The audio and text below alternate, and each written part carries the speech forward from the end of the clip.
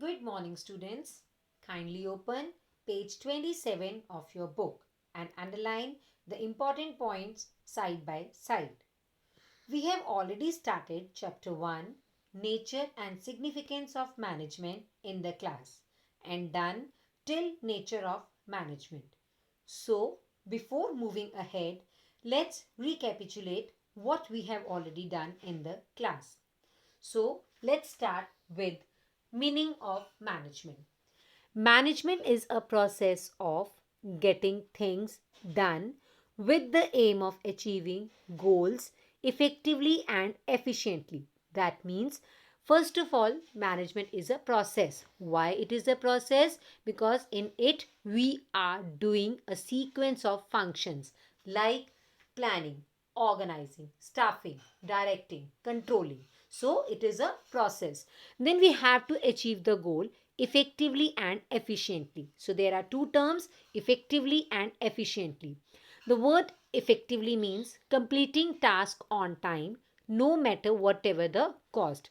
Whenever a person deems to do work effectively, his focus is on completion of task on time. मतलब time पे work को finish करना है.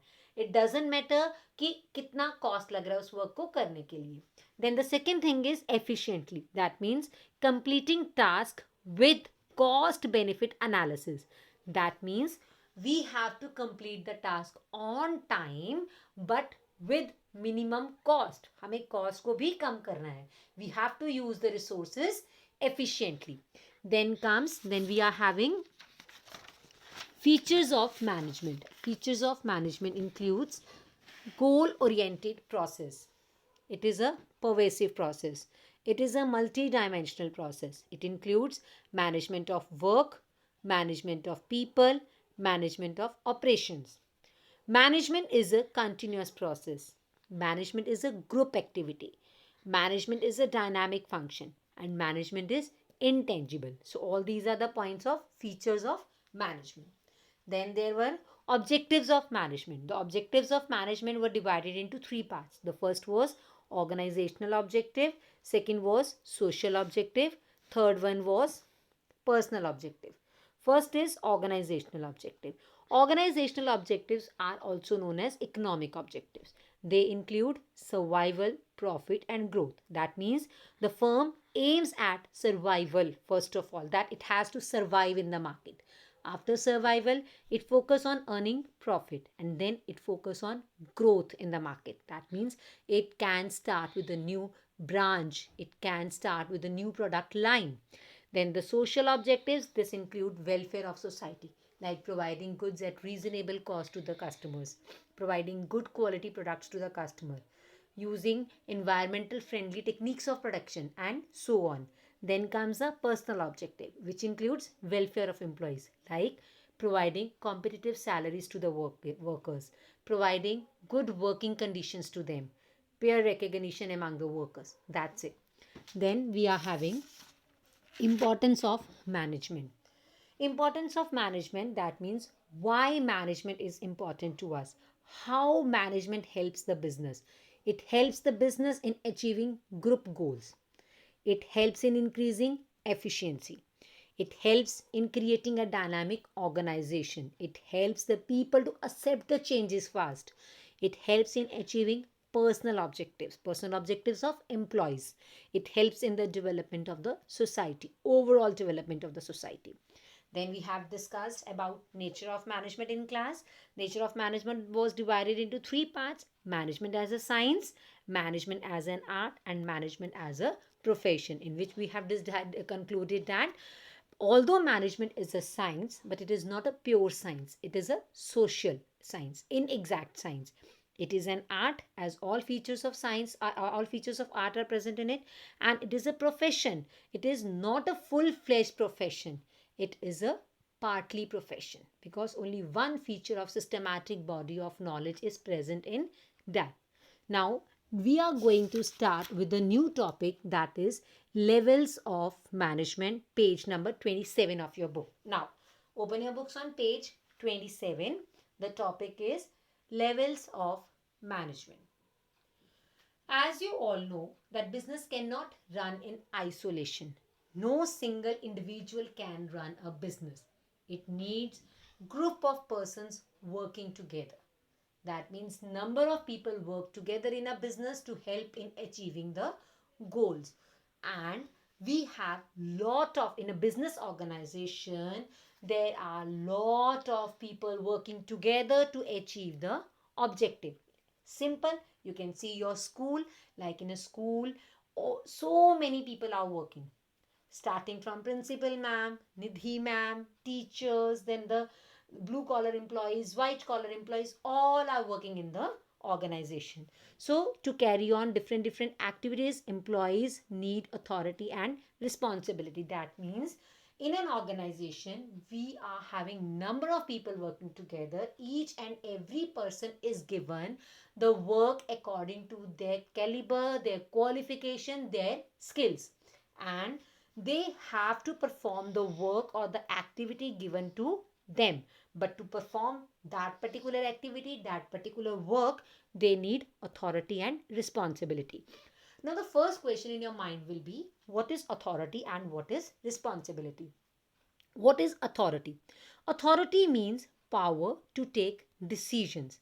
That means if we are being given some activity to perform, we are given some work to complete, we need to take some decisions. And for taking those decisions, we must have some power with us. If we will be waiting for someone to take the decision, that the work will be delayed. So authority means power to take decision.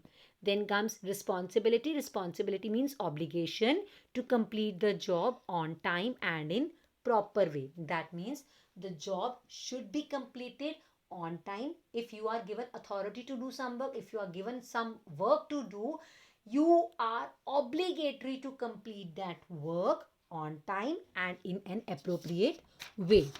This authority and responsibility relationship gives birth to three levels of management.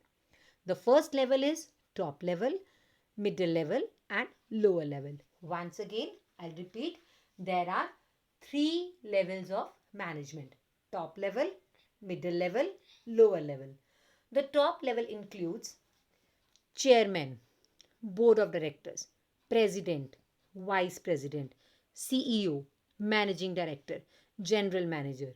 All these parties, all these posts or positions are included in the top level management. They are the senior most position of the organization. For example, in our school, we can say principal ma'am, director ma'am. They come under top level. Then we are having middle level. Middle level includes departmental heads like finance manager, marketing manager, production manager, purchase manager, and so on. These are the various departmental heads that are included in the middle level. Again, coming to the example of our school, we can say the heads of the various branches of, we are having two branches of the school. The head of the branch, Little Blossom branch, the head of the La Blossom branch, they comes under middle level managers. Then comes the lower level. Lower level includes supervisors, foremen, superintendent, etc. Those who used to supervise the work done by the subordinates. That means we can say that the teachers, class teachers, like they are supervising the work done by the students. So let's discuss about these levels one by one. Let's start with the top level. Top level management, these are the senior most executives of the organization. I have already told you they include chairman, board of directors, managing director, general manager, production manager, etc. So the main functions of top level management includes, first of all, the job of top level demands long working hours and a commitment. They should be committed to their work. So the functions of the job top level includes, first is objectives of the organization. That means the top level has to determine the objective of the organization. They have to decide what the organization wants to achieve. The objective may be middle term objective, long term objective, or the short term objectives. Simple example, like in our school, the objective of our school is to provide quality education to the society. Second thing is framing plans and policies. Now we have set the target in our mind that we have to achieve this objective.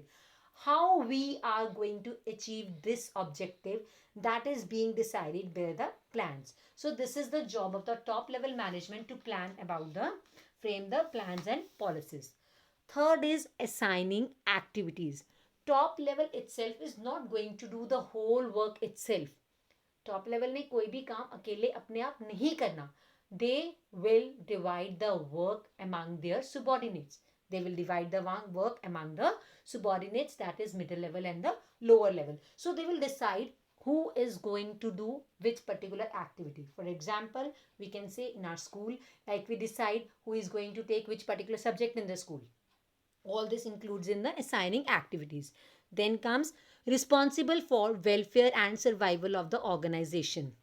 The wholesale decision, it is the wholesale decision of the top level management only, that how to let the firm survive in the market. It is a very important concept, because once you have entered into the market, it is your duty as a top level management कि अगर आप एक बार market में enter कर गए हो, your firm should survive in the market. It should not easily exit from the market. And secondly, welfare and growth के बारे में सोचना firm की. Then comes liaison with outside world. That means, the top level management remains in contact with many outside parties like government, competitors, suppliers, media, etc. The middle level or the lower level, they are not going to come in contact with them. It is the top level's duty that they have to meet the outside world. Then is coordination of activities. Coordination of activities means they have to coordinate the activities. They have to synchronize, integrate the activities performed by the various levels of the management. Then comes analyze business environment. That means the top level has to do a deep or thorough study of the outside environmental factors that are going to affect our business, like society, competitors, technology, all these things. So the top level management has to analyze the outside environment also. Last is responsible for overall activities of the organization. That means top level management is also responsible for whatever activities are being done by the subordinates. Top level cannot say that this work is done by the subordinates, so I'm not responsible. Whatever activities are being performed by the subordinates, top level is ultimately answerable for that particular work.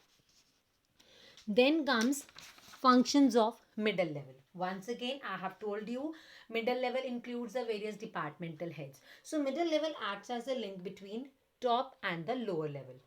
Middle level is responsible for the execution of the plan. The plans which are framed by the top level management, middle level is supposed to execute those plans. So now first of all comes the functions of middle level management. First function is interpret policies to the lower level management.